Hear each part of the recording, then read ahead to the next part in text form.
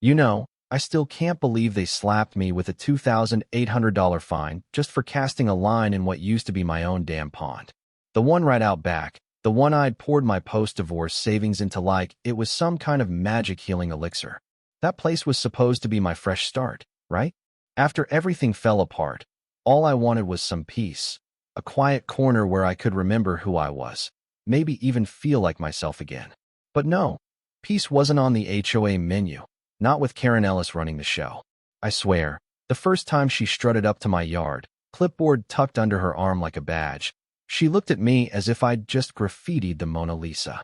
So there I am, coffee in one hand, Grandpa Tom's old rod in the other, feeling halfway like a kid again, until Karen starts in about protected community waters and illegal harvesting. I just blinked at her honestly. Like, lady, are you serious? This pond was my lifeline, 1.5 acres of still water stocked with bass and perch, the kind of place you only find in childhood stories or after a string of really bad luck. That pond had seen me through a lot. My ex walking out, job stress, all those sleepless nights. You gotta understand, I bought that house in Oak Ridge Meadows for a reason. $520,000 for a fixer-upper in a middle-class suburb where people still wave at each other.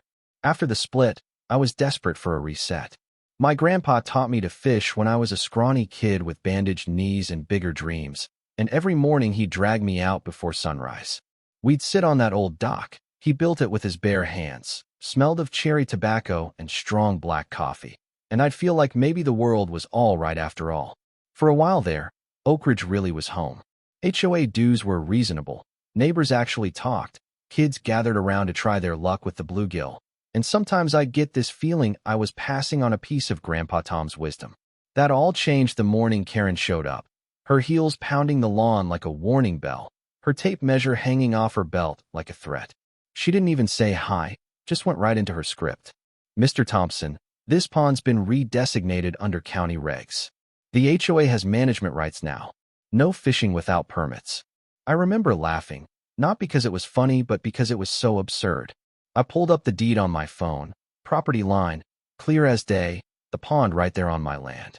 But she had her own stack of papers, stamped and sealed, some old ordinance from the 80s saying communities could claim shared watersheds if they coughed up enough money.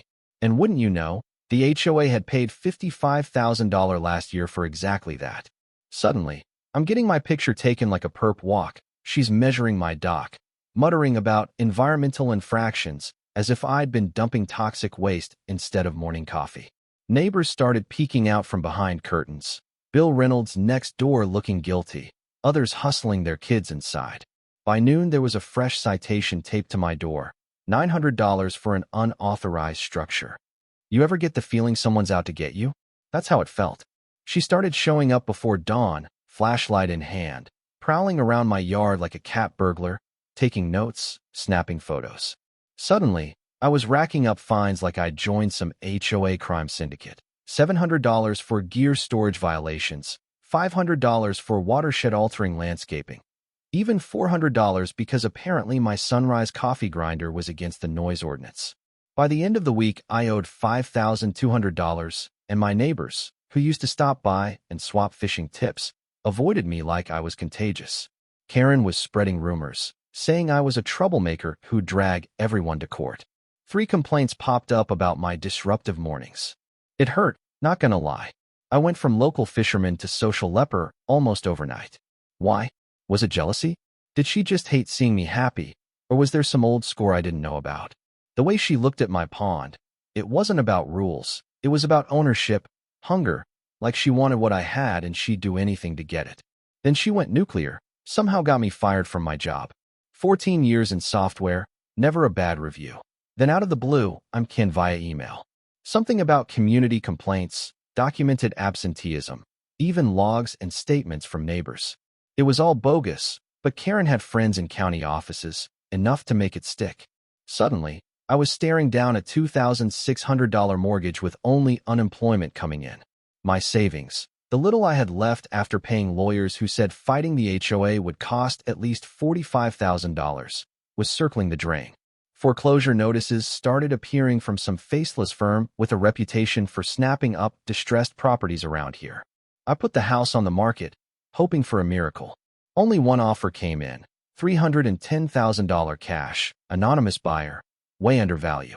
It reeked of a setup, but I was desperate. Sleep became a memory. I'd lost 18 pounds in a month, twitching awake every time a car slowed near the house. Karen wasn't enforcing rules. She was waging psychological warfare, bleeding me out until I'd have no choice but to run. But here's where the story turns. Because allies started showing up, people I never would have expected.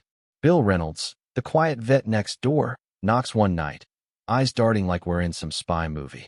"She's done this before," he says, voice low. 7 families in 5 years. Harassed until they sold cheap, then the homes were bought up quick. I didn't say anything, and I'm sorry for that. His wife had passed recently, so he kept his head down, but the guilt was eating him alive. He pointed out how Karen's paperwork always came together a little too fast, how the county never moves like that unless someone's greasing the wheels.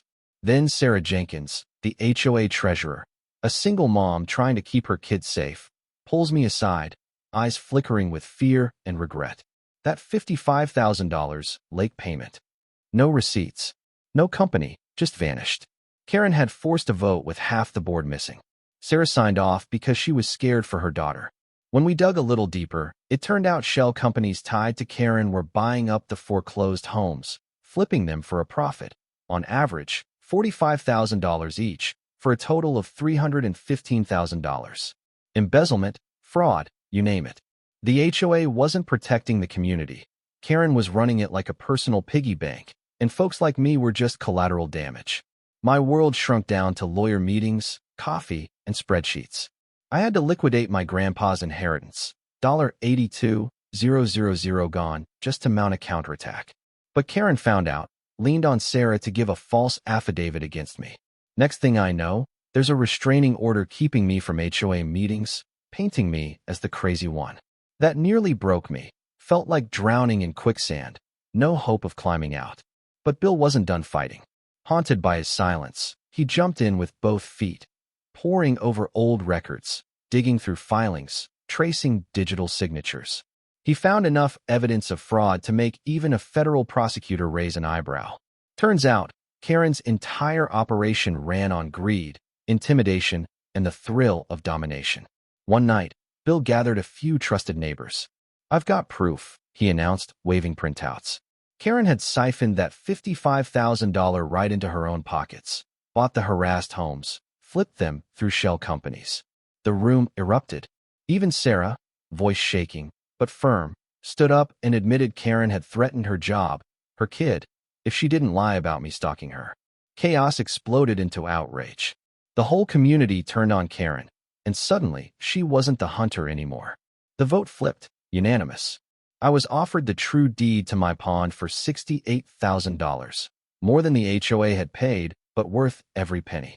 Karen's face turned white as paper. Fines wiped away, foreclosure halted. I thought it was over, but, bullies never go quietly. At dawn, I woke to the roar of chainsaws, bulldozers at the edge of my yard, workers tearing up Grandpa Tom's old dock under the excuse of emergency removal for safety. I ran out waving the new deed, hard in my throat. Karen was there, smug as ever, but this time she was outnumbered. Bill arrived with a township official whose authority trumped hers, and they called off the demolition on the spot. Half the dock was gone, but that morning, for the first time in months, I felt like I could finally breathe. The fallout was brutal for Karen. The audit proved she'd embezzled over $320,000. The county froze her assets. Her house sold at auction, her name blacklisted from public service. Last I heard, she was working retail, dodging stares from folks who knew the story. The community? It bounced back. Sarah took over as treasurer, made the books transparent, set up real committees, no more lone wolves. I rebuilt Grandpa's dock, stronger this time, kept his favorite spot just the way he liked it. Every Saturday, kids gather again to learn to fish. Bill joins me at dawn now, swapping stories as the sun comes up. Funny thing, the property values jumped 18% that year. People called me a hero for exposing the snake in their midst. And sometimes, just sometimes, I catch Karen driving by, her eyes lingering on what she lost. I wonder, was she truly evil, or just broken by her own ambition? That's the question I can't shake. So what do you think?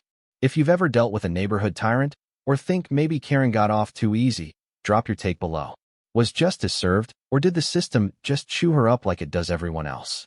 Let's hear it. And hey, hit that like if you want more real-life karma tales.